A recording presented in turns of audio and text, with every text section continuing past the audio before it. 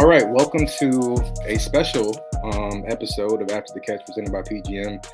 It's your boy Playoff. As you can see, we got a special guest with us, Mr. Game On, one of the more popular Bengals fans on social media, especially on Twitter. Appreciate you hopping on and joining the episode today. Yeah, appreciate you for inviting me to be here, Playoff. Absolutely, man. For those that don't know, Game On does a lot of spaces on Twitter where he gets the Bengals community together and just break down, what we're seeing in the game. Good X's and O's talk, not any, narratives or arguing, just, real football talk, and it's a good time. So I would suggest you follow him and engage because there's some good conversations. He's a really good follow for sure.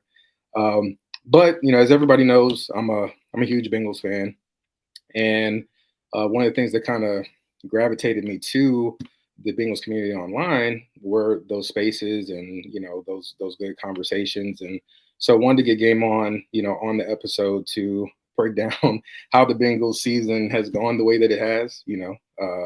Coming into the year, the Bengals were on the short list of teams that many assumed were capable of making a deep playoff run. Right now, they're on the outside looking in. So just, wanted to get with you and kind of break down, what's happened so far and how has it gone this badly. So I guess we'll start with the offseason. That's where, the season really begins. And just wanted to get your thoughts on, the Bengals' approach to the draft and free agency and pick your brain on that. Yeah, when I look back at our off season, I think a lot of things come to mind. First and foremost, right, we were looking at interior defensive line. We lost DJ Reader. That was a huge loss on our part, and ends up going to Detroit. We didn't replace him. Remember, we bring in Tyre Tart. We thought, potentially the fan base thought, oh, this is a great fit. This is a guy who played well in Tennessee and had a pretty good game against us in the divisional round a couple years back. And they put in a claim for him the year prior too as well, but the Texans got him before we did. Instead, comes in and it sounds like it just didn't work out. Like he had a different direction than what we did. And so that's a bummer, right? You don't get your interior defensive lineman out of free agency. So the Bengals have to go to the draft and have to kind of accentuate that portion of the defense. On top of that, if you recall, at the beginning of the free agency, there was a lot of talk of Kendall Fuller potentially being that veteran cornerback. And so, okay, the Bengals are looking at a veteran corner to kind of take over the Chidobe Awuzie spot. And instead, they end up getting nobody there. Even Dory Jackson doesn't even get selected. No Xavier Howard, nothing, right? They end up signing Nate Brooks on the back end of free agency. And he's more like a Sidney Jones camp body, not really going to do anything for your roster, right? Then you kind of look at, the other facets, right? Tight end, feel like you definitely got an upgrade there from what you had the year prior in Mike Gesicki, a guy that has great over-the-top ability, 50-50 ball, great speed. He's one of the more athletic tight ends come through this franchise. Honestly, he might even be one of the best tight end prospects to come through this franchise. Even at the age of 29, still you can see through some of the games that he's played, he still has a lot left in the tank. That was a fantastic addition, I think on our part. And then you kind of look around elsewhere. Okay, you lose DJ Reader. You bring in Sheldon Rankins. You thought that was kind of going to be a 1-2 punch between him and BJ Hill, and then maybe whoever you draft or you sign in free agency, that's your other starter, right? And instead, BJ Hill slides over to the DJ Reader role. Sheldon Rankins kind of becomes the alone man there at 3-tech in free agency. Not the greatest feel. But then you look elsewhere at safety, right? Geno Stone, that seemed like in the offseason it was going to be a slam dunk, right? Yeah. Came off 7 picks, 1,000+ snaps. Played really well with the Ravens. Shout out to Mike McDonald for putting him in an advantageous spot to play really good defense. And so we thought we had a good one there. And then you cut Mixon, you get less money to the position. You end up signing Zach Moss. That's a 2-year deal. And you felt like, okay, well, this kind of feels like the P-Ryan role. Chase Brown's going to take over a little bit more. Could be like a split. Maybe Brown takes on a little bit more there. Maybe Moss takes on a little bit more. But I really like, at that point, I really like what they did in the offseason. Holistically, I was very excited moving into the season. Oh, and then we can't forget Von Bell coming back on a minimum deal, right? And you felt like, man, if he could just give us 2022 Von, I mean, this defense is going to be head over heels much better than it was in the year prior, right? We're not going to have those safety communication issues that we talked about. We're not going to have, a lot of the deep coverage based issues that we had in 23. And so that was something I think at the time we all felt like, okay, these are a couple of good moves. And then don't forget, right tackle, you end up signing Trent Brown. Yep. And obviously felt a lot better about him than we did about, Lael Collins or name any other of your right tackle options that we've had in the past. Even Jonah Williams, you probably felt like Trent Brown's only given up, I think, like 13 sacks in his career. That's really a good option there. And somebody that I feel like we could definitely rely on.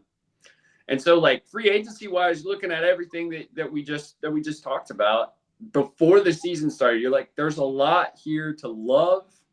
And there's some spots where we definitely missed. We definitely missed that corner. We definitely missed that interior defensive line. But elsewhere, you just feel like the roster is well rounded at that point, right? No, 100%. Like, I remember the optimism, in the spaces, the Geno Stone signing that you mentioned, people thinking, especially, the experiment last season with having Dax Hill back there. You start off the year with Nick Scott. That goes terribly. And, eventually, Jordan Battle starts to get featured more. And you're like, hey, there's some things to build off of here. And so I remember hearing that. And, like you said, there were definitely some areas that you feel like, okay, hey, there's some areas of improvement potentially, but there's definitely something that you can build off here. Not anything to where you're thinking the season. You're definitely not, based on how the offseason went, you're not thinking, hey, the Bengals are going to be sitting here at 4-7. Right. Right. 11 games into the year. I have a question for you. So, do you feel, because this is something I've kind of seen on Twitter and I've heard talked about, do you feel like there's any truth to the Bengals signing players specifically that have had success against them in games? Yes, I think that's absolutely true. I think they have a history of doing it. This offseason definitely proved, Geno Stone ended up having that pick against Burrow and kind of that pivotal moment of a crucial game where you needed to come away with the W in 23 early. I think that was game 2 against the Ravens, where you lose that one, you drop to 0-2, right? And they saw that moment. And the funny thing about that moment was I watched it happen live. Mm-hmm. And I watched what Burrow said about it. And he said, look, I didn't think he was going to play. I didn't think he was going to play more man. I thought he was dropping into zone. He ended up doing zone match to man. And then I listened to Geno Stone, and he actually came on and said, honestly, I made the wrong read. I just ended up coming out with the ball in the end. And so, like, you hear these things, and it's like, did the Bengals do the full scope of that? Did they go back and listen to the Geno Stone interview on that and just saying, man, that could have just been a lucky moment for the kid? Yeah, no, 100%. So, go ahead. Sorry. And so I think, we definitely have a history of grabbing guys that have played well together. Sheldon Rankins is the other one, right? Yep. 2.5 sacks against Alex Kappa. We didn't shade to his side. He mentioned it the entire start of his interview when he came to Cincinnati. They were looking at him in years past, but there's a guy also that has had injury concerns in the past, and we're seeing those come to fruition once again. I think he's 30 years old. This is when these things usually creep up. You're seeing it with Sam Hubbard. This is a guy that I liked what I saw last year. I would love him to be a 1-2 punch. I did not expect him to be the sole guy out there at 3 tech, taking on 60 to 70% of snaps before Chris Jenkins ended up being able to play. No, absolutely. And, like I said, the vibes going into the season, you're thinking, hey, this is the year. Like this is the year where you try to win a Super Bowl. Like Joe, you're hoping that he comes back from the wrist surgery, healthy. One thing I did want to touch on, because I was about to say Jamar Chase. What were your thoughts on how that kind of worked out in the offseason, where it turned into, he went from potentially participating to it kind of turning into like a hold-in scenario. We hear rumors that they're working on a deal and they're trying to get something done.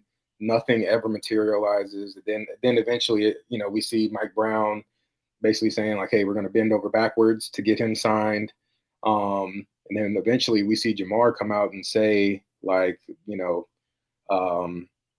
they're almost there. They're close, but the numbers just aren't. They need some tweaking, basically. Obviously, as it currently stands, Jamar Chase has not signed an extension. So it seems like those conversations either have stopped completely or they're still at the same kind of point that they were in the offseason. But what were your thoughts on how that was handled coming into the year? And do you feel like it's had an impact on what's happened so far this season? I think how it was handled by Jamar in particular was poor on his part. Okay. Because he waited until everybody else had their deal done. Like, I think he waited until the CeeDee Lamb deal was done and the Justin Jefferson deal was done. And I think that was probably about a month before we headed out of free agency period and we're like clear into the season and into preseason, right?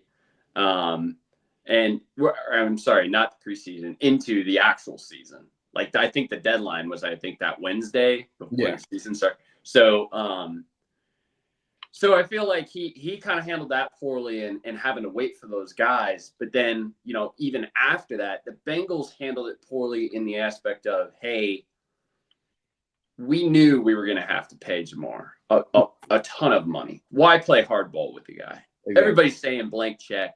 Just write the blank check, right? Get it done. Get it done. When you say, hey, over the weekend, I feel like we're going to have some real growth here. And then nothing ends up happening. And then he comes back on the microphone and he says, well, now the numbers are there, but they're just not in the right place. And then you hear from James Rapine that there's a cash issue in year 3 and all that. I don't believe any of that shit. I don't believe any of that shit because I think it's the Bengals. I've said this many times on Spaces. I think the Bengals are a team that want to be competitive with the guys that they have, but they will not take the extra step in order to make the investment to have the long-term growth. It's no different than investing in the stock market. When you pick a stock, you're not picking the stock for a short-term gain. You're picking the stock right now, and you're going to feed money into it over a period of time and watch it go up. You're going to take that dividend back, and you're gonna continue to pile up the money. Maybe it's 5%, maybe it's 6%, but you're still piling it up over a period of time. The Bengals refuse to do that. Yeah, they'd rather sign a couple of guys, stay competitive, not go all in, and allow those guys to take them over the top, right? And so that's where I think they're trying to play hardball with Jamar, and he's just getting pissed off. And that's where the Bengals have been, right? And so now the Bengals have put themselves in a really disadvantaged spot because Jamar looks like he's going to be a triple crowner, and they're going to pay, maybe 40, maybe 41 in the end, when they could have paid 35 and a half, 36. This is going to be one of the bigger blunders in our franchise history when it comes to getting a deal done early versus being that reactive where now we're gonna watch him go through this magical season where he ends up destroying a bunch of records, and then they have to pay him top dollar afterward. And that's the bit of the frustrating part because, like you said, the Bengals easily could have gotten in front of this whole thing. They Yeah, could have signed him before CD signed his deal and put give him themselves an offer you can't refuse, right? exactly put themselves in a much better position going forward. But you wait, and now Jamar is maybe having his best season Yeah, since he's been in the league. So, absolutely. and it's frustrating because it's like, hey, they have to pay him. It's not a situation where it's going to turn into they let him play out his deal and then franchise tag him. That'd be terrible if they took that direction, which I don't Oh, anticipate if happening. they take that, they can't take that direction because I think they lose a lot of the fan base if Absolutely, they do 100%. that. Yeah. I, I'm very cognizant right now about the changes, and we're going to get to it. But there's going to be big changes this offseason, and it's because the Bengals realize that it's not just Joe Burrow that gets it done anymore. Mm-hmm. They've got to do more than that. The Bengals front office realizes that they could lose the fan base if they don't make some drastic changes, and I think they're coming. 100%. So let's get next into the start of the year, start of the season. The team starts out 0-3 with losses to New England. That one still stings me. Um, so they have the loss to New England, 16-10. The loss to the Chiefs, 26-25, and then the loss to the Washington Commanders at 38-33. And Yeah. I saw this stat floating around on Twitter. I don't know if it's true, but I'm going to ask it. I'm going to ask you the question anyway. Do you know what Zach Taylor's record is as a coach in the first 2 weeks of the season since he's been the coach of the Bengals? Yeah, it's like 1-11, I think, One right? and One and yeah. So 11. I saw that stat, and like I had heard about the slow starts, and like you start off slow, Bengals rattle off 10 wins in a row. Like Mm-hmm. I'd heard about it, but just to see those numbers, especially after the loss to the Patriots, and it's like just trying to put that in perspective. Um, what are your thoughts on the slow starts? Why do you think it's a trend? It's something it's happened every season. Like so, it's not just a one off here or there. Like what do you think about that, and how do you feel about the start of this season specifically with those three losses in a row? It comes down to preparation. At the end of the day, when you look at those 11 losses, every single one of them at the beginning part of the year comes down to preparation. Even the season where Burrow wins the one, right? We beat the Vikings week 1. He's coming Yeah, off the injury. It looks masterful, right? They go into overtime, they win. The following week, they go to the Bears, right? He throws 3 picks. The defense looks awful. The offense looks awful. In the end, they even have an opportunity to win. They just can't come away with it. That was the Justin Fields slip through Trey Hendrickson's arms. But again, I think it comes down to preparation of those games is the biggest reason as to why they're not winning them. And in that comes starters playing in preseason, not being afraid to play those guys, not being afraid to allow them to, take on some contact, get through some rhythm stuff. Because I think a lot of these bad starts come with really bad offense. Like there's just some real piss poor offense in each one of them if we take a look back. And in that is, our inability to really get into rhythm is the reason why we're losing these games. And because we can't get into rhythm, well, all right, because we haven't taken the necessary steps in preseason, we're not in rhythm when the game starts week 1. yeah, That entire New England game, right? We fumbled twice, once look on the rusty. 1 yard line, Yeah, once on the punt return, and both times we put ourselves in a really bad spot where it looked like that second quarter finally the offense gets going when the full first quarter nothing, right? yeah, Second quarter finally start to get going. We're driving down the field at 7-0, and we fumble at the 1 yard line. They come back, they get a field goal right before halftime. We're driving down again, right?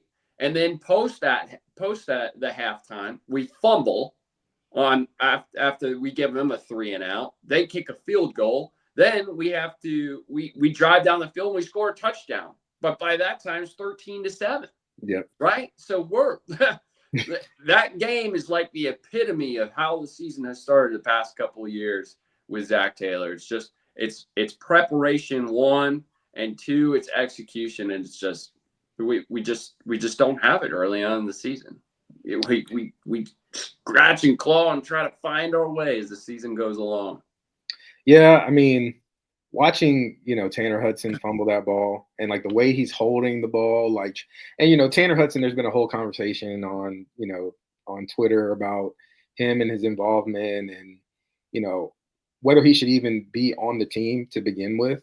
But that's a whole different conversation. But like you said, it's just even when you're playing a team as bad as the Patriots, it's like it comes down to the little things. And like you said, I think Burrow in the preseason played, was it one drive or something like that, or was it a quarter? I can't really remember the specifics. I think it was a quarter. I think it might have been 2 drives, but it's still not enough. Yeah, not nearly enough. I know you want to be careful with him coming off the wrist. I totally understand it, but you could tell the whole team just wasn't on the same page going into that game. There was no. Oh, I'm sorry. It was one drive. It was one drive. Yeah. Because we scored a touchdown off that drive, but we had two. Mm-hmm. We had 2 defensive pass interference on that drive, right? One, I think, at the 5-yard line on a 3rd and 18, and then one at midfield. So we got bailed out twice in order to score that touchdown by T. And it's like you have that one drive, you scored the touchdown on it, and then we don't really see him again. Yep. And so it's like you juxtapose that versus him coming into that Patriots game and just how out of sync the entire offense looked. And, not to mention, Jamar with the whole hold-in thing. And it's like, okay, is he going to play? Is he not going to play? Is he in football shape? Because, he hasn't really been practicing at all. So I don't know. The vibes going into that first game, they were dicey, but you're still thinking, okay, there's no, like, the Patriots they're not trying to win games. They want to lose as many games as possible so they get the best draft pick. And it's like you still somehow, and let me go backwards for a moment to the Gesicki touchdown catch that I guess they ruled that it wasn't a catch, but then come back later and say that it was. There's just so many things to be frustrated about in that game, and it's like you're thinking, like, I'm sitting there watching the game and I'm like, there's no way they lose this game. Like they and they get the ball in the fourth quarter with a couple of minutes to go, and you're thinking, okay, hey, we've seen this. How many times have we seen this? Joe gets the ball in a clutch moment, they go down the field, they score a touchdown, they win the game. And I think they ended up punting the ball. Yeah, they go 3-and-out. They went 3-and-out. First play, I think Burrow threw an incomplete pass. Second play, he threw a screen to Zach Moss, which was dropped. Yeah, he dropped the ball. And then the third play, he throws it to Moss, and he only gained like 3 or 4 yards. So, but going back to, those two, even the second game, let's talk about the Kansas City game, right? And in the Kansas City game, you're up by 5. Burrow's trying to make a play on offense, and he's rolling left, and Chris Jones is able to strip the ball from him. They run it back for 6, and now you put yourself in a bad spot. Go even further than that, right? Now you're driving down the field, attempting to win the game. You got yourself at a really nice, maybe, what was it, 3rd and 7 or 3rd and 5? 3rd and 5, I think.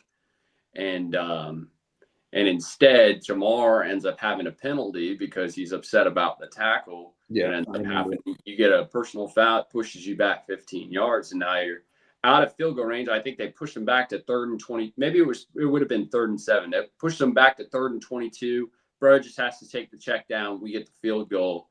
Evan actually makes that one. We go up 1.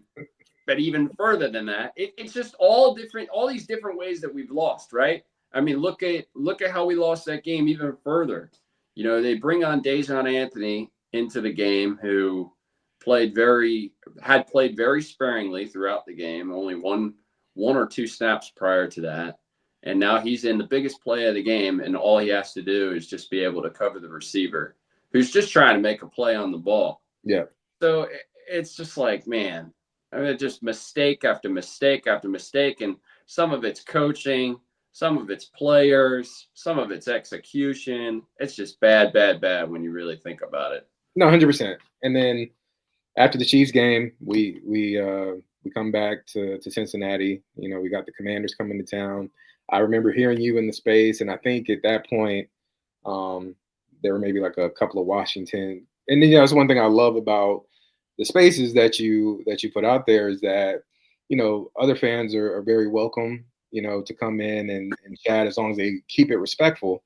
And I remember there's some trash talk kind of going on back and forth, but you were definitely expecting us to win that game by multiple touchdowns going into. Oh yeah, absolutely.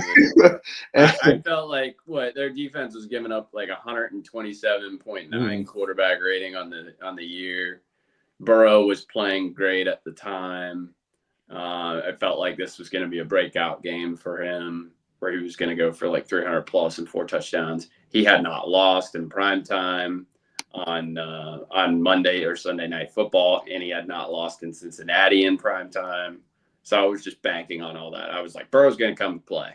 The question is, will Jaden come to play, and will he be able to throw it like Burrow does? And man, did he put on a performance? We and that was a really bad night for us because we got a taste of how poor this defense was. We that was didn't our get it first. in week 1 Yeah. or Yep. week 2. Right? Week 1, even though they missed like 12, 14 tackles in that very first game, which pissed everybody off. They still only allowed 16 points, right? Mm-hmm. Yep.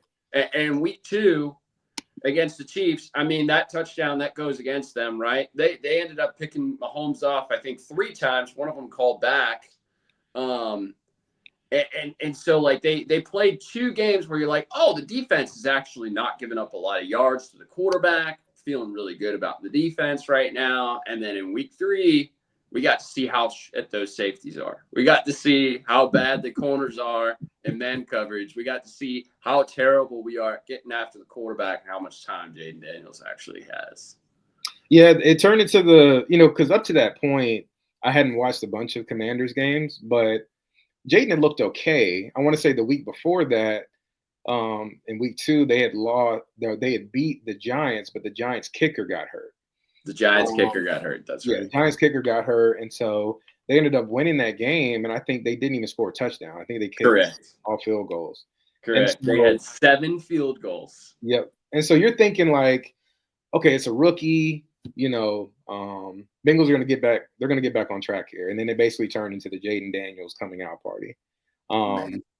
And like I couldn't, like I'm sitting there watching on Monday night, and I'm just like, the defense, like you said, that was our first taste of really understanding that it wasn't not a good defense by any stretch of the imagination. And they're missing tackles, they're missing assignments. Commanders receivers are running wide open all over the place. Noah Brown, who is a thorn in the sides of Bengals fans based on previous games against the Texans and Cowboys, he is making big catches, and it's like, it finally comes down to the fourth quarter where it's okay, hey, if you can just get a stop, you can get a stop here. The Commanders defense hasn't been able to stop the offense at all. Mm-hmm. Surely they'll go down and win the game. And then you get gamed on a Terry McLaurin catch against Dax Hill on a blitz, which, and I know that was one thing that we kind of talked about, or that was talked about in the spaces afterwards, is that it was another our first taste of seeing the defensive line not really getting any pressure on the quarterback either. Right. And so it's like, okay, you finally dial up a blitz, which there probably should have been much more of. You leave Dax on an island with Terry McLaurin, and then he ends up catching the touchdown, which turns into the game-winning play, really.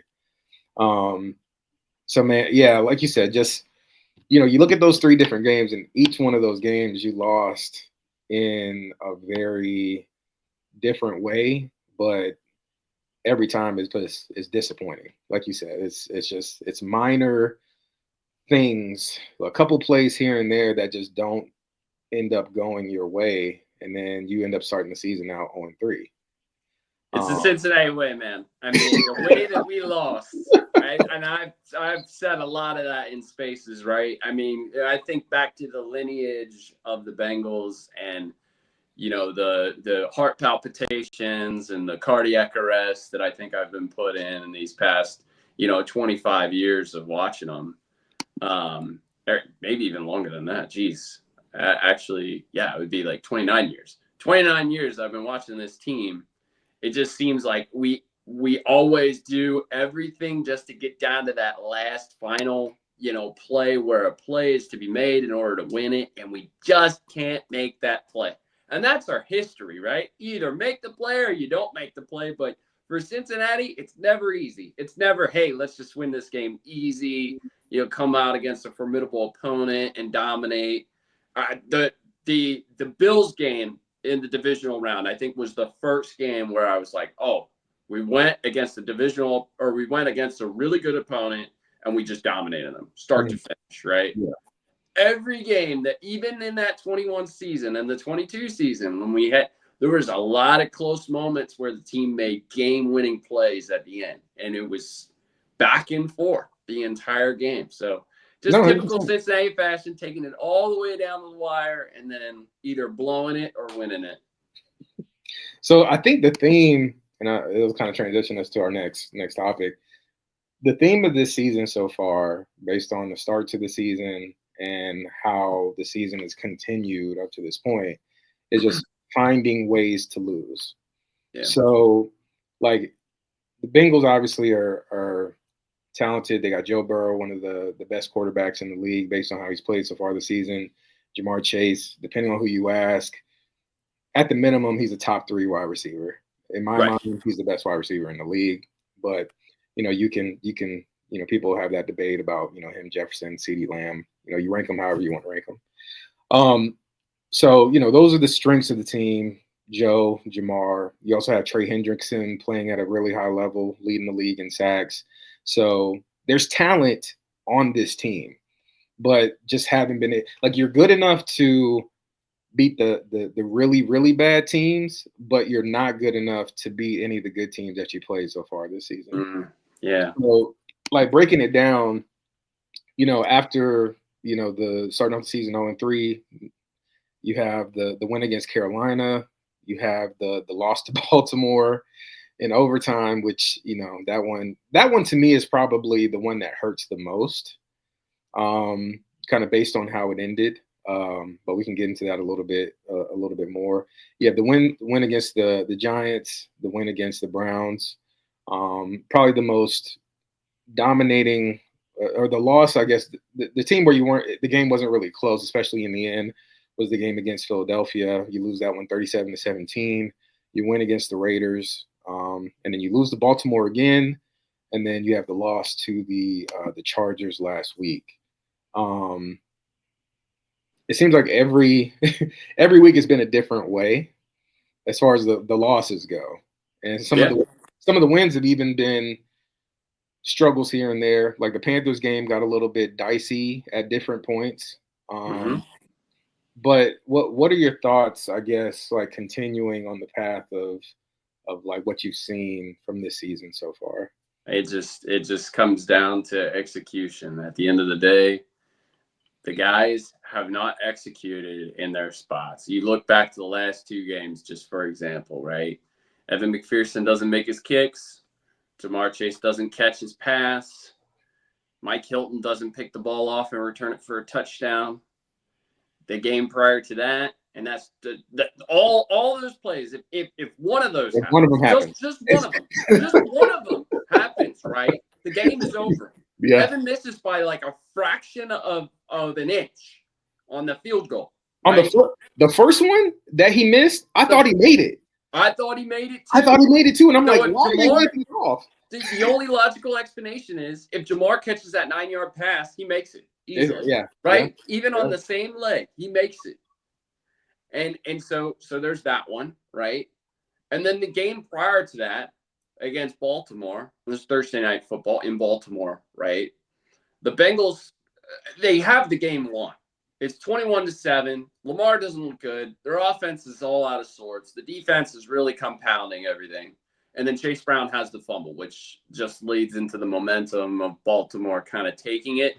Burrow comes back with the touchdown to Chase. We kind of tie it up right there. And then there's a really big play that nobody talks about, and that's the Cam Taylor-Britt missed interception.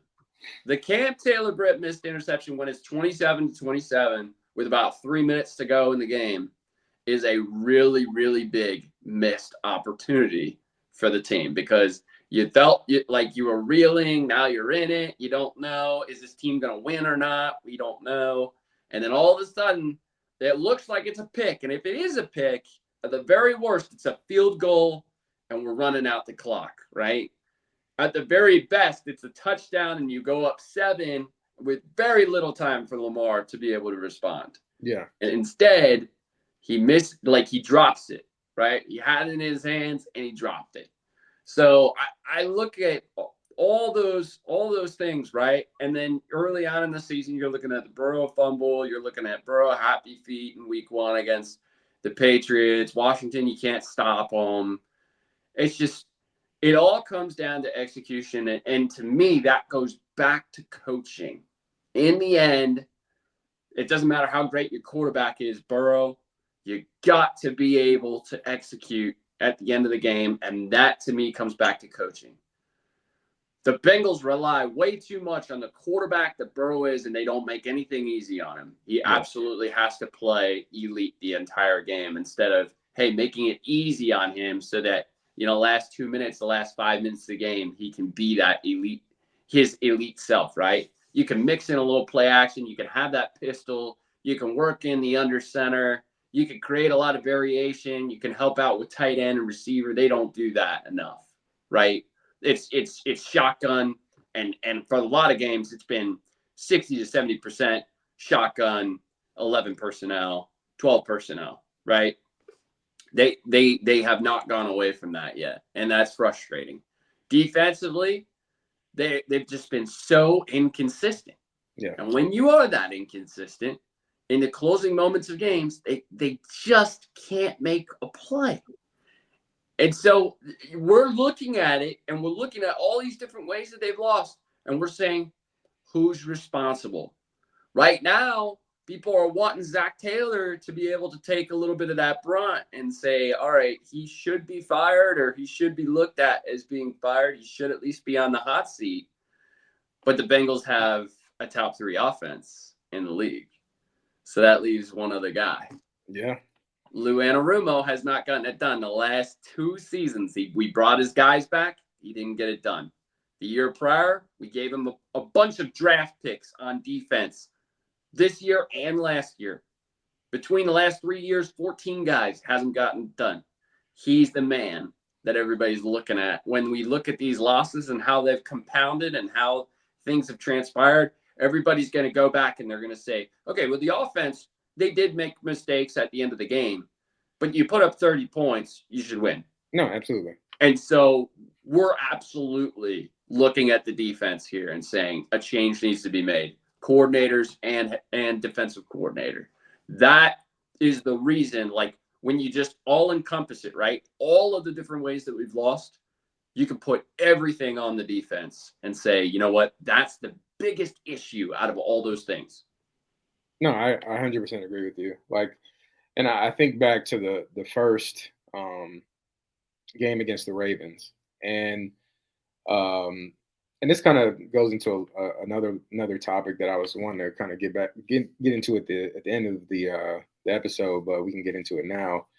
There's been a lot of conversation about, because there've been several games where the ball has been in the offense's hands. You've got Joe Burrow, you've got Jamar Chase with the ball, with an opportunity to close out the game or whatever, and they haven't been able to pull it off. And so it's like there's been this tug of war going on, because a lot of people have opinions. You got a lot of big personalities in the Bengals fan base on social media, and so there's this tug of war going on where it's like, hey, can Joe Burrow, should he be doing more? With the extension that he got, with what the expectations that we have of him as Bengals fans, like, when he has those opportunities and we're so used to him taking advantage of those opportunities, and to see, what's happened throughout the season where the opportunities have been there, but they haven't taken advantage of them. None of them have turned into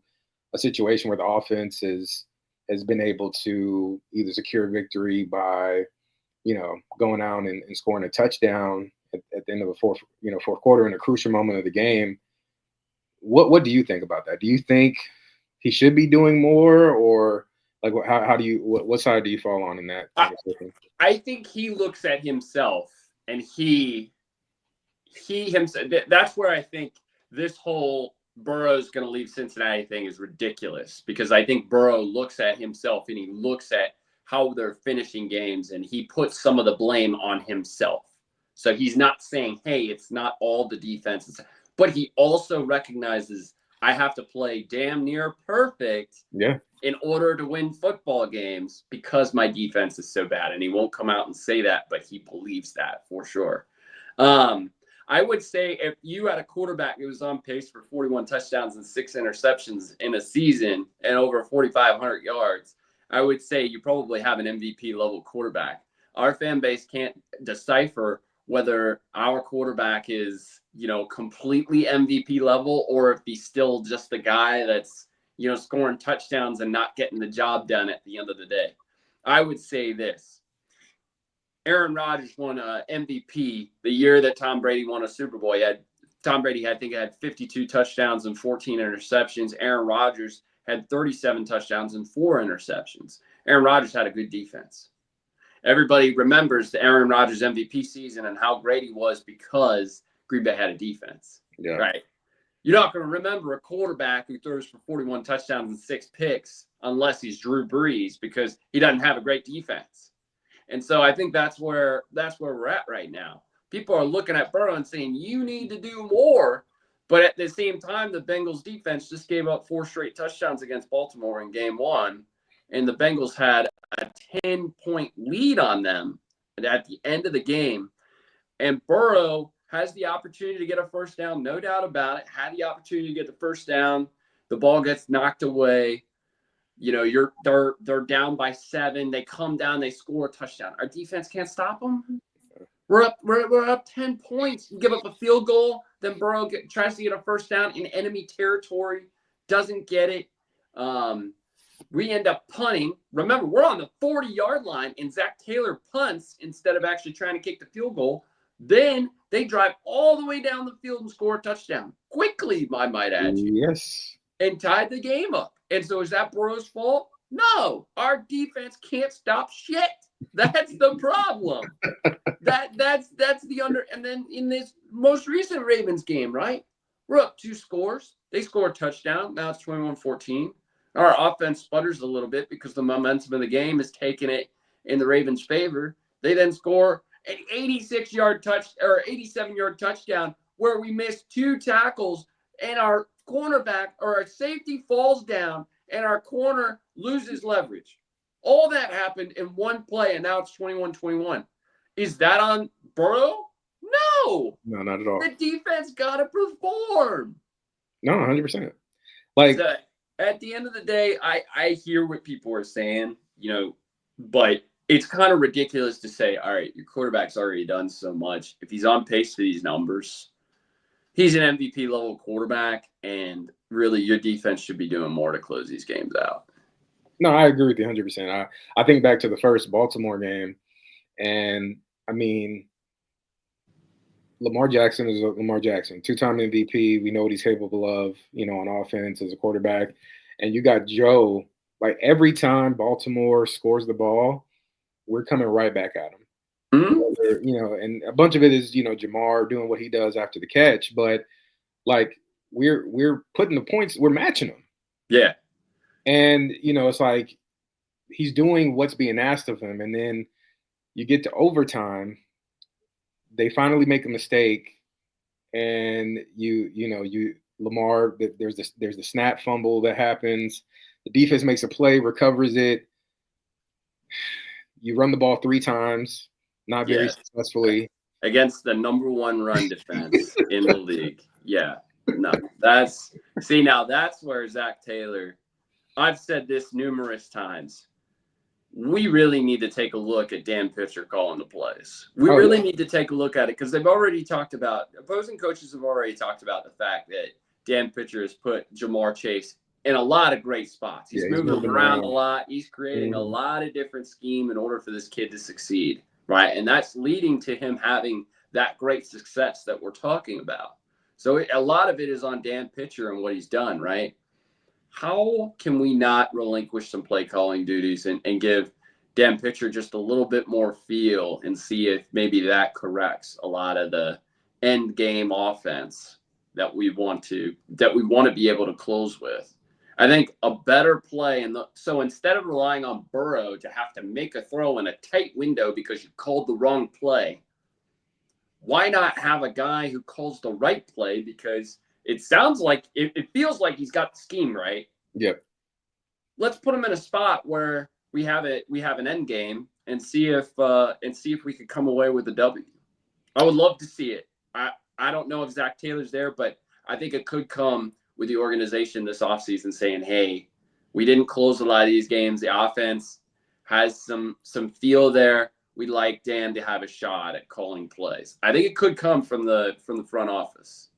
Yeah, like I made a tweet, I want to say maybe it was last week or the week before, and I said I think that Jared Goff like might have the easiest job in the NFL. Like him. Yeah. Like, and Ben Johnson is a hot name, obviously as offensive coordinator, but just seeing like when I watch the Detroit Lions play, it's like I just see receivers, like I see Amon-Ra St. Brown running wide open, like, or he gets a mismatch where he's being covered by a linebacker or something like that. Somebody that just completely unable to cover him. Or I see Jameson Williams just running down the field wide open. Or I see, a trick play or, Sam Laporta running wide open. It's just the offense just looks easy, Part of that is the fact is they have a great run game. They do. They've got a great run scheme. Yeah. The Bengals do not. And that is Frank Pollock. That is a whole separate conversation. But our run game has been shit ever since he came in and they gave him that title. And honestly, in 22, it wasn't bad. In 21, it was great because we were coming off. But we actually had an offensive line that was tailored towards the outside zone. Now we're running gap. We switched it up in 22 after week 5. It was a great look and a great switch by the organization. However, we've got guys trying to pull that are unathletic and they're just not getting to the spot, or trying to get to the second level. They're just not athletic enough to get to the spot. The scheme is terrible. So if you had an easier scheme, if you had a much more structured, basic scheme and gap for your guys just to stick in front of their blocks, one gap, right, and allow your tight ends to take on that extra blocker, get to the second level, the run game would just be a lot better. And we're asking way too much from our guys in certain spots. Yeah, I think really, I think you hit the nail on the head. I feel like the offense for the Bengals basically is just kind of relying largely on Joe Burrow, Jamar Chase, and T. Higgins to just out-talent, the defense that they're facing. And it's especially these last 2 weeks. It's been 2020 Zach Taylor play calling in these last 2 weeks. Burrow's turned it over 50 times. Mm-hmm. We've run the ball very little, if at all. And when we have run the ball, even if we do have some success, Zach Taylor works away from that, and he'll go straight up pass, and where the defense knows it's coming, and they're just lighting Burrow up. Once there's like 7-8 minutes left on the clock, Bengals just abandon the run. Defense knows Burrow's throwing it, even if it's a tie game, and they're just lighting him up. Yeah, he's taking away, and that's one of the things I'm kind of concerned about, because he's coming off the wrist injury. Yep. Which, he looks like Joe. That was our biggest concern coming into the year. Is Joe going to look like Joe? Which he's passed that test with flying colors. But just the hits that he's taking and what he's having to do for this offense to run is just not sustainable. you know. Yeah. And it's like I don't want to see him, get hurt again. You know what I mean? Especially with the way the guards in particular are playing and just the pressure that's coming in his face all the time. It's just um, it's kind of scared for him a little bit. But a couple of other topics I just want to touch on, for the sake of time. And this one, there's not really much to talk about because not much happened. There were some expectations kind of going into the trade deadline based on how bad the defensive line play has been so far this year. Again, Trey Hendrickson, leading the league in sacks, but nobody else on the team has more than two currently. So you're thinking maybe you make a trade. Aziz Ajulari was a name out there, the player for the Giants, who I think he's going on injured reserve. He's hurt now. He has like a thing going on with his toe. But we were thinking he was a hot name. Arden Key was another name I heard. I think in reference to defensive lineman. He plays for the Titans. The curious case of Cam Taylor-Britt. We came into the season thinking that he was going to be CB1, our best at the cornerback position. And it's hard to explain how bad he's played and why his play has been as bad as it is. But here we are. I mean, he was finally benched in the Chargers game just based on how bad it was. And Josh Newton step in, play really well. DJ Turner was maybe having his best game as a Bengals cornerback. He goes up, he gets a pass breakup, and he ends up breaking his clavicle. Was it? Yeah. So it seems like there's definitely some sort of like curse happening. But I say all that to say, we were thinking, hey, maybe you bring in somebody at the cornerback position, you bring in another defensive lineman that can get consistent pressure on the quarterback.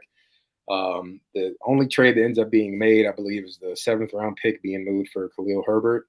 On his first rushing attempt in that Ravens game on Thursday night, he fumbles the ball, and I feel like we haven't really seen him again since that time. So, just wanted to really quickly talk about, I guess, what were you thinking that moves were going to be made, and like how likely did you think that moves were actually going to be made prior to the deadline? I thought for sure the Bengals were going to execute on getting an end. I played it a couple ways in my mind. Talking in spaces about Ojulari and the number that he's going to command in the offseason and how his number on extension could have been higher than Hendrickson. I thought, okay, I get that. I understand that piece of it. Like maybe you don't want to bring in such a young kid and pay him more than your guy that's leading the league in sacks. I understand that part. But I also look at, okay, well, even Jadeveon Clowney, who has a 2-year deal being paid like $10 million per. I mean, you can't even go after somebody like that and give up a 6th round pick. And then you hear, oh, the Bengals are not willing to go over, a 6th round pick. They were willing to stay with 7th, 6th round pick. They're not willing to go up to 5th. It's like, if the 5th gets it done, are you serious? Like, yeah. And look, Eric All is a fantastic player. He was gotten in the 5th round this year. Josh Newton, fantastic player, gotten in the 5th round this year. The Bengals have found some gems. But they're also like still unknown potentials. So I think that if you're looking at somebody who's a slam dunk like Ojulari, who already had, I think, 6 sacks in the season. He had 2.5 against us. He's represented by John Thornton, former Bengal. Okay. I mean, it just seems like a home run, man. Get it done. Bring him here. It's a slam dunk. You don't have to worry anymore about drafting this end or drafting that end. You got your end for free agency. You don't need to go out and spend big money on end now, right? Because you got Trey and you got Aziz. And then you also got Murphy behind him. So, if you did go, you could get somebody, light that potentially you could create rotation, or you could go back to the draft if you felt like you could do, if you wanted to do that, or maybe Cam Sample comes back on a 1-year deal, right? That one was the one where I'm like, man, the corner situation in the offseason, the interior defensive line situation in the offseason, and now we're talking about in season, when your team needs a push. They need a push. They need that resurgence, and you just didn't do it. Man, that really messed me up. And then to see, that we did get Khalil, thought he was going to be a bigger part of the offense. The fact that now he's reduced to kick return last week, and the week prior to that, he was only played 1 snap.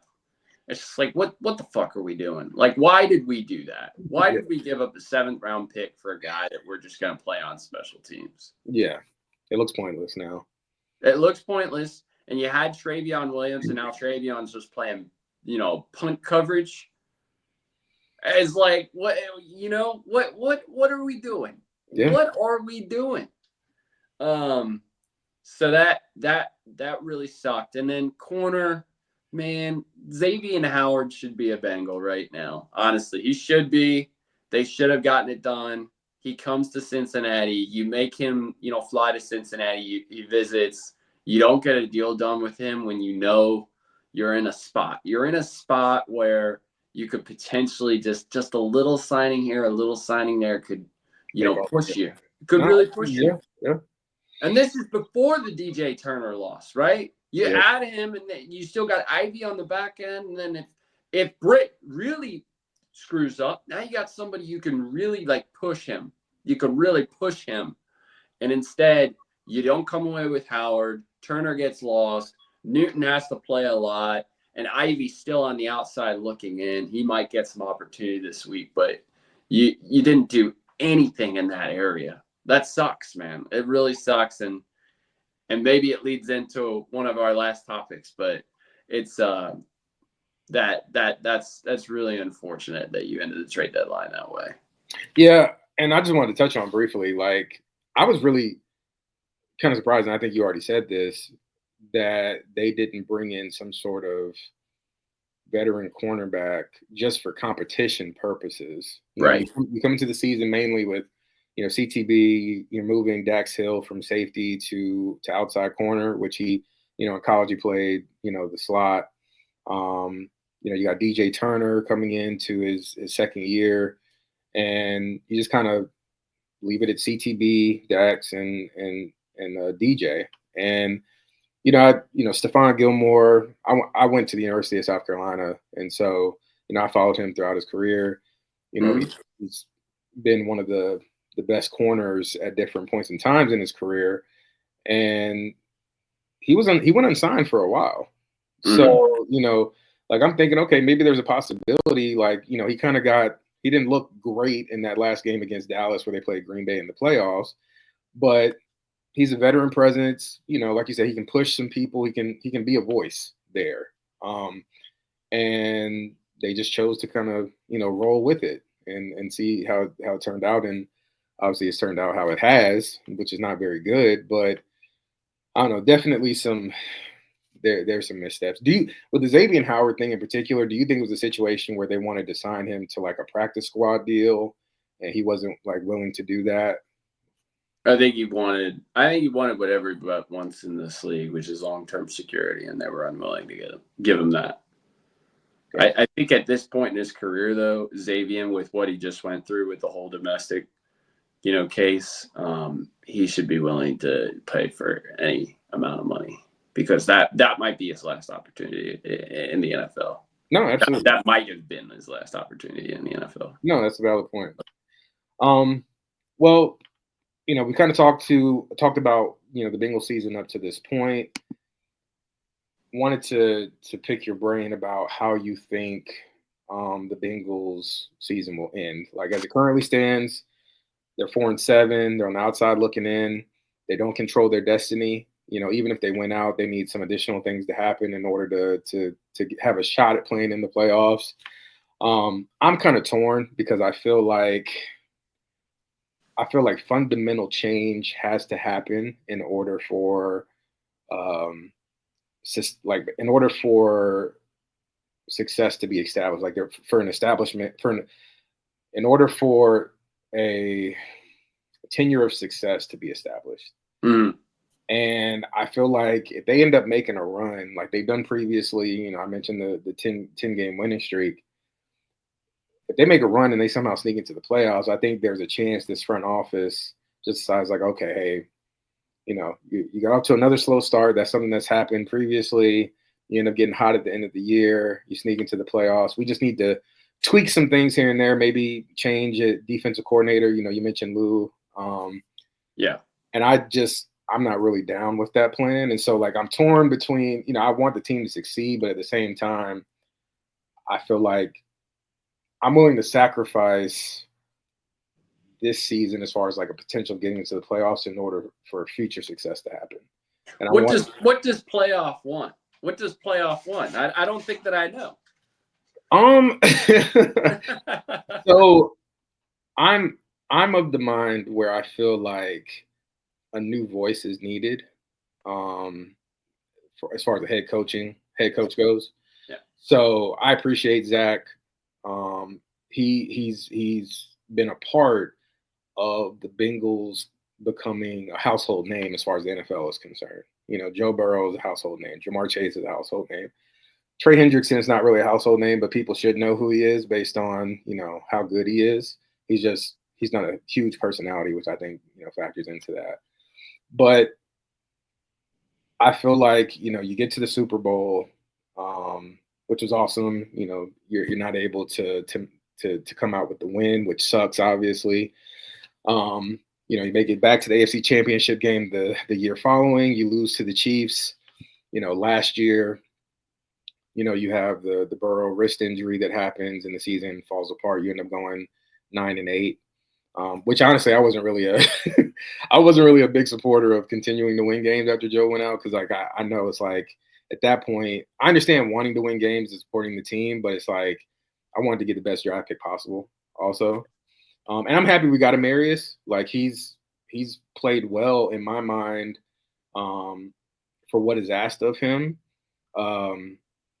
But the way I feel about this season, like, you have a healthy Joe, you have a healthy Jamar. T, which I do want to touch on at some point. He's been in and out of the lineup, but you can't not make the playoffs with a healthy Joe Burrow playing the way he is. Yeah. Jamar playing the way that he is, and still keep your job, in my opinion. I just don't think that's feasible. Yeah. Yeah, I hear you on that. And I think a lot of people feel that way. I'm interested to see if the Bengals, if they do falter, what the organization does. If they say, you know what, it's one season, we'll give Zach another shot. Yeah. The offense was great. Defense was bad. We got to get rid of Anarumo, see what happens next year. And then if it happens again, then get rid of him. Or if they feel pressure from Burrow. I think that's really going to be the interesting thing. How does this finish? How does Burrow feel? Because I think he's a big part of it, right? Absolutely, yeah. I don't think they want to lose Burrow, and he's a big part of what they're doing. I know they want to lock in Jamar Chase. I don't know what they're going to do with Trey, but he is a big part, I think, of what happens with Zach Taylor. If you like Zach, I think Zach stays one more year. If he's saying, you know what, it's the message is kind of sour, we need, new changing of the guard, somebody with leadership, but also will hold players accountable a little bit more, not just the players coach. I could see that as well. I think that's very interesting. Having said that, I think the Bengals win this week. I think they beat the Steelers this week. Okay. And then if they win this game, there's kind of an easy road. Yeah, they got about what two or three games that are kind of easy games. They play Dallas. They play which Dallas that might be a little bit more difficult now. I mean, watching them the other day, their defense looked pretty good. Offense still what it is, but yeah. I feel like the Bengals kind of scored 27 in that one. They could come away with the dub. Their special teams really had 2 touchdowns in that game. Tennessee after that, Cleveland. Tennessee, that feels like a win, right? Tennessee's playing good ball. Will Levis is playing good ball right now, 3 weeks in a row, but I think that's a dub. I think Cleveland should be a dub, honestly. So if the Bengals win this one against the Steelers, it could go on a little bit of a run. Having said that, I still think whether they finish 8-9, 9-8, somebody's getting fired. I do. I think somebody's getting fired. I don't know if it's the head coach, but I definitely think you're looking at Anarumo, and you're looking at really what I'm looking at is I'm looking at points given up versus points attained. Points attained 27. We are, I think, number 4 in the league overall, and points given up 26.9. So 0.1 less than how much you're getting. And that's I think that's 31st in the league. So 2 years in a row of that. Bad year in 23, bad year in 24. I think it's Anarumo out the door. Gotcha. Last but not least, we're talking about, because one thing about Joe, and I heard you kind of you heard a difference, like his responses after the losses, like he's disappointed obviously, but he's kind of echoed confidence in the staff, confidence in the team to turn it around. He said that several times in post game pressers. But the loss against the Chargers seemed to there was a change in the tone, I felt. Yeah. Where they were asking him about I think his confidence level and being able to turn this around, and he's like I hope so, like I'm not really sure. Just didn't really have that same sense of belief, which makes sense. You're 4-7. At some point, you just kind of come to the realization like, hey, this may not be our year. But the reason why I say that, he's been a winner at every level. Like, we know how competitive he is. We know how much he wants to win, especially, bringing a Super Bowl trophy to Cincinnati. Do you feel like, what do you feel needs to change specifically in order for there to be like a sustained level of competitiveness, like for this Bengals team going forward? And I'm not talking about, like a flash in the pan. I'm talking about like there's a baseline level of success. That's the expectation, and that you're putting yourself in a position to deliver on that year in, year out. I think number one, what needs to change is when you look at the relationships that the Bengals have developed, and Lord knows that they have developed a lot of relationships with the guys that they have on the roster, they have to make some difficult decisions. They're going to have to make some hard cuts this offseason. I think that's first and foremost. They look at the amount of money they have. They look at what they have to pay Chase. They might even extend Trey, give him a little bit more money there. And then they got to go out to free agency. I told you when this podcast started, the Bengals front office looks at this fan base, and regardless of how the season finishes, the fan base really is kind of teetering on not trusting what they're doing. And so they have to earn that trust back. And how do you earn that trust back? By going and spending a boatload of money in free agency. I think that's really the biggest thing. I think it's going to come with cutting Kappa, Hubbard, Stone, Rankins, the guys that have a lot of fat, and being able to potentially bump that cap space up to 95 to 100 million. And then extending Chase, being able to bring in some guys, a revamping of the defense, a new defensive coordinator, offensively, potentially a changing from Taylor. Because I think people would be okay with Taylor sticking around if he got rid of play calling duties and gave it to Dan. Yeah. I think a lot of people would be on board with that. They say, you know what, Zach? Accountability, I love it.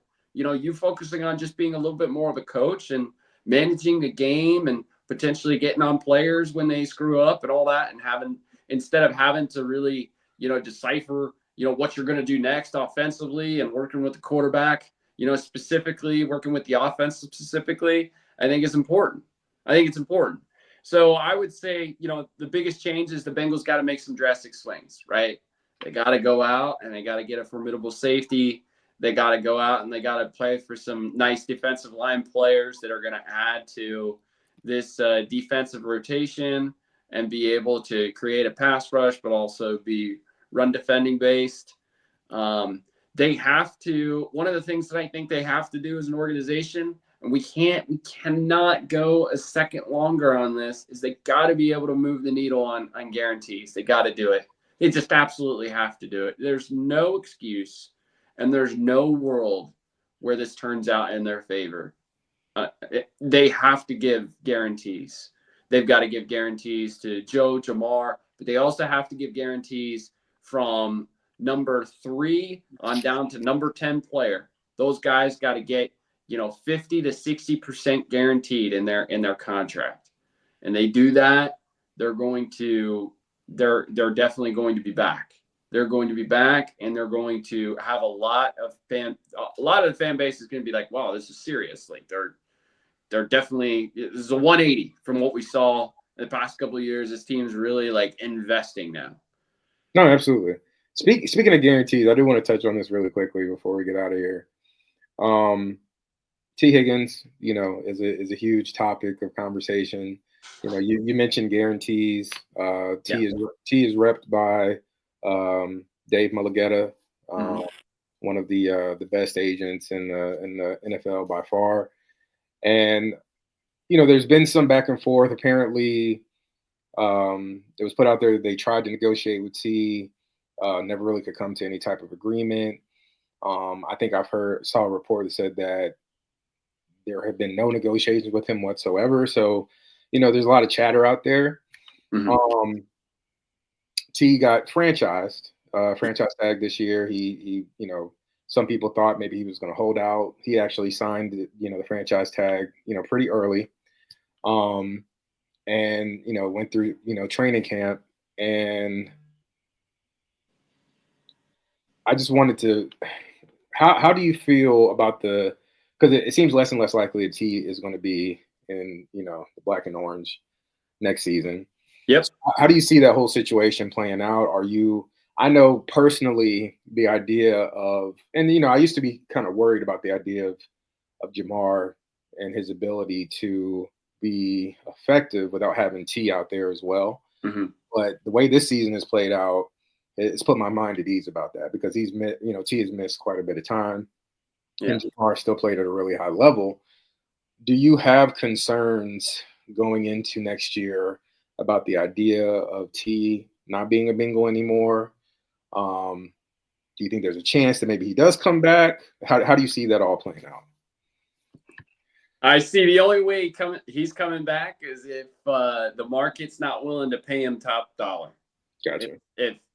If he's willing to come back for 2021, something like that, I think the Bengals could be in on it. Having said that, I don't think they should be. I think the Bengals are probably going to look towards a draft. First round as a receiver.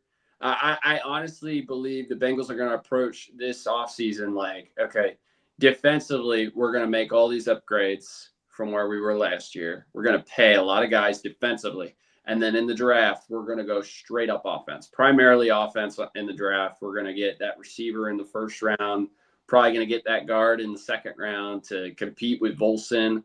We're going to potentially third round, we could go interior defensive line or edge defensively, but we're going to come right back and forth and grab a tight end. I think it's all offense within the draft. And I think that's how they typically approach it, right? When you got a guy that's coming up and it's a big number, they're like, you know what, we're going to replace that guy via the draft or free agency if we can get 2 guys for lesser value. But I look at T and I look at this year, and over the course of his career now, he's played in a little bit over 60% of games. Yes. And that doesn't sit well with me, man. Yes. Like 6 hamstring injuries in his career. He's had the quad. He's had the torn labrum multiple times now. He's a phenomenal player when healthy, right? When he's out there, he is a big time player. And I am really interested. I'm really fascinated on what a team is going to pay him. I really am, because a guy who's out for almost 40% of his career as an NFL player, that has to, like, teams have to look at that. And Yeah. especially his last 2 years, it's got to be Mhm. like 50%. Last 2 years, got to be like 50%, which is crazy, right? Teams got to be looking at that and saying, man, I want to pay him like 23, 24, but can I rely on him as my number one? Do you think? What do you think is more likely? Do you think they just let him walk in free agency, or do you think there's a chance that they franchise tag him and try to trade him and get? I don't think, I think if they franchise tag him, I think this is contrary to some people's belief. I think if they franchise tag him, they're going to be fiddling with that instead of going after guys in free agency like they should be, and Gotcha. going after big time guys, right? A lot of people want that second round pick. I don't even know if teams, like, at this point, there would be a team probably willing to do it for sure. But man, is that the Bengals have always operated in the aspect of they like to allow the player to decide where they want to go, right? I Mm. just don't know if they double tag T, they're going to be in a real shit situation with him, where he's not going to like them very much, and then on top of that, they're going to have to kind of navigate free agency and sign guys while also trying to find a trade partner. Just doesn't seem like something they've done in the past and would be willing to do. Instead, what probably will happen is they're going to get a third round comp pick by allowing him to walk. They're Mhm. going to sign a bunch of guys and try to go in that tier 3 range as to not mess with that third round comp pick. But if they do, it is what it is. And if they lose it, they lose it. And then T walks for nothing. Yeah. But at the end of the day, the Bengals are looking at it and they're saying $26.2 million with us that we can pay somebody in the offseason, or strapped up in T. Higgins that we have to get rid of in order to get a pick so we feel good about our draft. And then on top of it, we're trying to sign guys. I just don't see it. I don't see it happening. I got you. It's. I think I agree with you. I think it's much more likely that they, like, if they're serious, and I think we all hope that they are serious about taking advantage. Like, Joe wants it. You can tell. Like, Joe Mm-hmm. wants it. Jamar wants it. You can hear it. Trey wants it, and it's like you just have to surround these are your core pieces. You just got to surround them with competent, you know, players that can do their job and take care of their responsibility. Mm-hmm. Yeah. And if you do that, then you have a real shot at winning the whole thing. Right. And so it's like, hey, be serious. It's going to hurt seeing T play in a different uniform, because it always, I feel like it ends up working out that players who are often injured, they end up going to other teams, and then they get healthy all of a sudden, and then they they rarely miss time. It'll be interesting to see how it all plays out, but it's definitely going to hurt, seeing him catching balls on a different team. Um, Yeah. one last thing, we talked about Lou, and I just wanted to touch on this one last thing. We talked about Lou, and like there's been a habit of like, hey, clearly Geno Stone has his deficiencies as a player, clearly Von Bell has his deficiencies as a player, clearly Sam Hubbard has his deficiencies as a player. In your mind, why is Lou continuing to put these guys out on the field as opposed to, like, we have younger guys behind? We got Miles Murphy, we got Jordan Battle, we got Dejon Anthony.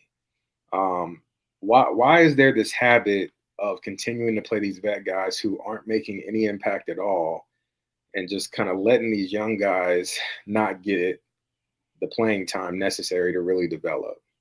What do you think is at the core of that? There's been rumors that the front office controls who plays and who doesn't play. I don't believe that. There's rumors that, Lou Anarumo doesn't like to play rookies. I don't believe that, because Chris Jenkins and McKinley Jackson both play, and they play quite a bit. I think it has to do with trust. I think if you look at week 1, week 2, Dejon Anthony played quite a bit in both weeks, or he played in moments in both of those games. I think 20 snaps total, right? He didn't play the rest of the year after that one play. He didn't play. I think it all comes down to trust with Lou. He didn't trust Jordan. Now Jordan's on the field, and he's playing 50-50 with Vaughn. Yeah. And he trusts him to be in those spots. It's clearly something that he's seen where he just doesn't trust those guys to be able to take on that role. He sees his safeties as like the mark of the defense, right? And this everything flows down from the safety. So if Gino is a great communicator, but he's a terrible player, he'll take the great communicator over the bad play every time. Yeah. And I don't understand why, honestly, because I think Dejon, I think Dax, I think these guys that could play safety have a much better trajectory if you allow them to go through the ebbs and flows of the season, and then they'll only get better. They'll only learn. They'll only grow as a player, right? Instead of relying on a kid that is bad. And so then you put yourself in a bad spot by having to play a certain coverage because you know that he can't do this or he can't do that, or the defense can't get after the quarterback, so we got to play zone. All these different things. It's like, let's not do that, man. Let's allow the most talented player to play, but allow them to grow, because we're in a season right now where I would live with Jordan Battle, Dejon Anthony making mistakes, Tyson Anderson making mistakes. Tyson Anderson is the one guy that I really can't figure that one out. 6'3", 206, best tackler on the team, great gunner, speed like no other, and you can't put him at free safety and allow this kid to have a couple snaps a game and see, what you have in him, and see if that could be a long-term solution. The Bengals could get him back for cheap. He could be a 4-year deal. You could really have something there for the future, but we haven't seen him one time. And it's because I think it all comes down to trust. Yeah. At the end of the day. Yeah, man. I think, it's like you try to rack your brain in thinking of what it could possibly be. What and it's like it's the most likely answer is trust, like you said. Like he knows what he's gonna get from those guys, Yeah. even with some of them not playing up to the expectations that they should. And like you said, he values he'll take the communication along with the bad plays that he sees from those individual players, over the course of the game, which, like, it reaches a certain point of the season. You're 4-7. What do you have to lose by putting a younger guy out there? Right. Even if he is making mistakes, like, we're still seeing the mistakes happen, even with the veteran guy. So it's like you don't have anything to lose. So it's disappointing to see that approach, to see him sticking with those players where clearly their deficiencies in their game that keep them from being what we need them to be out there. Yeah. But the more puzzling one, playoff, the more puzzling one is Sam Hubbard on a torn hamstring playing in the last 2 weeks, 0 pass rush win rate. Yeah. You have a first-round pick that you drafted last year, and Miles Murphy, that got you 2 sacks and limited snap share last season. And through the rest of the season, he got to play 30, 35 snaps once Hubbard went down, and he looked like a pretty good player. He looked like a player you felt like there's something there, right? We could really grow into year 2. This is a guy that we feel like could spring into a 6-sack guy within the next year. And we've seen him sparingly. We've seen more Osai, and this is where I come to with this. Osai, who's gone next year. Absolutely gone. Not coming back, right? Mm. Represented by David Mulligetta. I think somebody's going to end up paying him money to come in and be a rotational piece. It's not going to be Cincinnati. They're going to bring back either Sample, or they're going to go out to free agency and grab another edge. And instead, you're playing the guy that you're not going to see next year. Yeah. and you're holding back on the guy that's the first round pick that should be out there. Meanwhile, the guy that's not going to be there next year has a 14% pass rush win rate. The guy that you're playing sparingly, that's your first round pick, has an 11% pass rush win rate. And the guy that you're playing the most has a 0% pass rush win rate and is getting blocked by a fullback. Make it make sense. It's because he trusts Sam in some of these setting the edge, being able to be in your spot, good in run defense in some spots. But you got to be able to get after the quarterback. And again, this is why I say there's some stuff that Lou does that people are like, wow, Lou Dini, that's fantastic. And then there's this where it's unexplainable, it's unfathomable, and he needs to be gone because of it. Yeah, I mean, I appreciate all the nostalgia. You know, Sam Hubbard, the Cincinnati kid. Like I remember, you know, the game against the Ravens.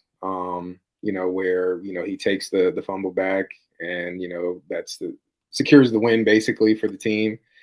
And again, I appreciate it all, but you know, hearing him come out and do that interview and talk about how you know he's dealing basically with the same injury that Dak Prescott has, you know, which Dak Prescott elected to have surgery, and it was like the choice was either, and I understand it, you know, it's like you know Sam being at the age that he is with all the injuries that he's experienced, and wanting to be there for the guys, wanting to be there for the team, and choosing not to have the surgery, I get it, but when it's clearly it's zapped your ability to be effective on the field, something's got to give. Like football I've always been like at the core of it. Like it doesn't matter. Like the politics go out the window. It's like whoever is the most effective person at their position is supposed to be the person getting the playing time, and that's not happening. And it's you know it's so frustrating because like you said, it's like Miles was a first round pick last year, and it's like you know he came to the season injured. You know the injury bug that hit the defensive line to begin with at the beginning of the season is insane. You know, McKinley Jackson hurt, Chris Jenkins Jr. hurt, Miles hurt, especially after hearing how good he looked in camp. But it's like you're not able to see what you have in him because he's not getting enough playing time. So if they lose this week, I would imagine we would see a complete change defensively. If they lose this week, I would imagine that we would see a lot of young guys across the defense, and it would be an evaluation period, right? You're 4-8, clearly out of it, not coming back. Doesn't matter if you get 9 wins. Doesn't matter if you rattle off, you know, a couple wins here or there. You finish 7-10. Doesn't matter. I would think at that point, drastic changes would be made defensively and offensively. For sure. Do you think there's depending like if things continue, if the losing continues, do you think there's any possibility that they sit Joe and Jamar towards the end of the year? Yeah, I do.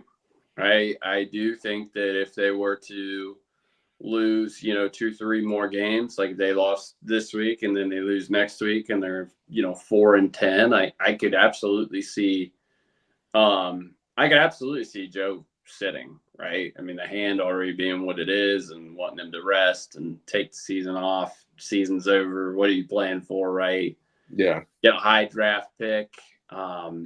Zach's going to put in Browning and try to win games. He's an idiot. But I can absolutely see them saying, you know what, it is what it is. We're at the point where we are. We just got to keep fighting through it. But I can also see the other side of it. I could see Zach coming out and saying, you know what, we're going to keep on with the formula. Our offense needs to continue to try to grow, and our defense needs to get better. And this is an evaluation period for ourselves for next year.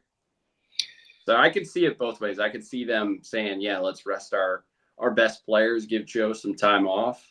But I can also see it the opposite direction, saying, hey, no, we're going to finish the season strong. Morale is good for winning is good for morale. You know, we need to be in these spots. We got to remember what winning feels like. We got to get to the off season and build on momentum of how we finished.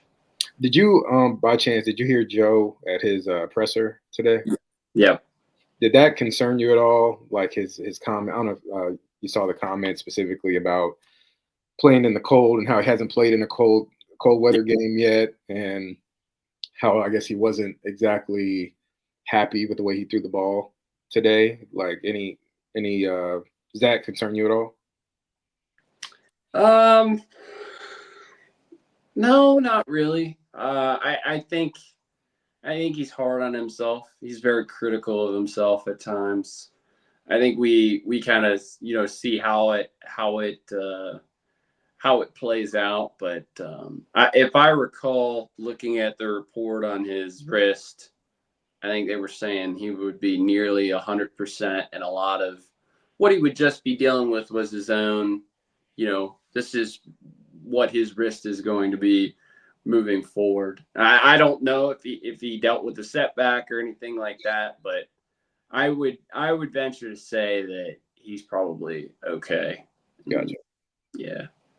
I If still if okay. next week he ends up throwing 3 picks and we lose by 3 touchdowns or 2 touchdowns or whatever, then it's a different conversation, right? But at this point, I haven't seen anything to believe that he's going to be a different quarterback. Yeah, I still like. I remember there was this silly, one of those fantasy doctors or whatever saying, putting out misinformation about, his wrist, saying the bone wasn't, growing back the way that it should, and it was always going to be he's always going to be at risk of injury going forward, and all the silliness, the talk in the off season, only for Joe to come out and have his best season probably as a pro so far. So Yep. it's that's one of the few good takeaways from this year is again is Joe still looking like Joe. So Yep.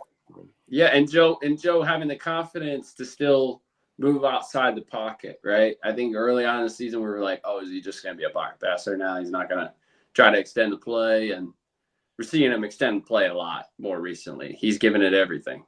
no, absolutely, he's going out there and fighting, man, and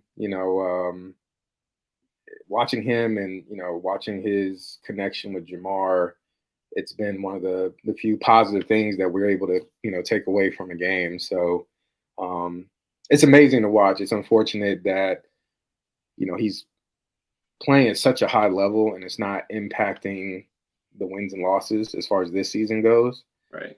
But it makes me feel good about the future. Like Yeah. It's like a lot of teams, there are teams out there in the NFL who they're still trying to figure out the quarterback position. It's like we know who that is for the Bengals for the foreseeable future. Yeah, I think our changes the next couple off seasons is really more simplistic than other teams, right? We got a lot of our issues right in front of us. We know what they are and they are fixable. Whereas a lot Yeah. of teams are still struggling to find their unknown great quarterback of the future to help propel the rest of their team. 100%. So, well, game on. Use this as an opportunity to close us out here, but just wanted to take a moment again to say I appreciate you coming on and chopping it up with me about the Bengals. It's a pleasure to hear you in those spaces. So to be able to have this conversation with you one on one, again, really appreciate you making the time for it. yeah, man. I mean, thank you for inviting me. I appreciate it. This was a lot of fun. I'd certainly be willing to do it again.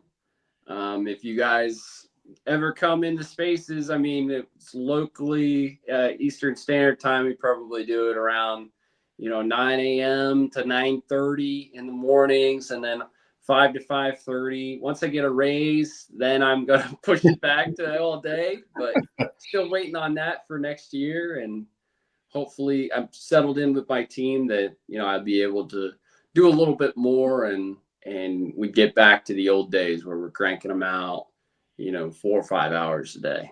No, absolutely. I mean, you're a breath of fresh air in the Bengals content community. I appreciate. I know there's no compensation that comes with it, but I appreciate you taking the time to Right. do it, daily. And it definitely helps, me get through my day, being able to, hear y'all have those conversations.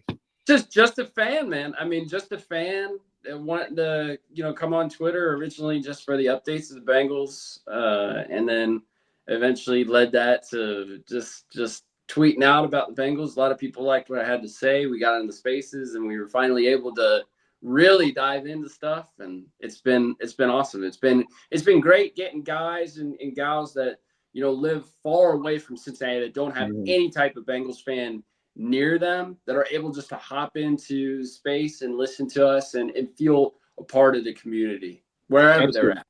Yeah, I'm in South Carolina, so being able to log on to Twitter and I see and it's not just you. I mean, other people put out spaces frequently over the course of the day, and just being able to tap into those and hear and have those conversations. It's really cool as a fan, being a part of something bigger. So, where can people find you at on Twitter or X? What's your handle? Yeah, at Game On J Money on Twitter. I'm on the Blue Sky. Okay. At Game On 513 on Blue Sky too. Just tweeting on both spots right now, but primarily on Twitter. Gotcha. Well, we like I said, the conversation has been great. Loved having you, and we definitely will have you back and have another conversation probably after the season ends and we see how everything unfolds. Sounds good, brother. All right, man. Take care. Appreciate you. All right, take care.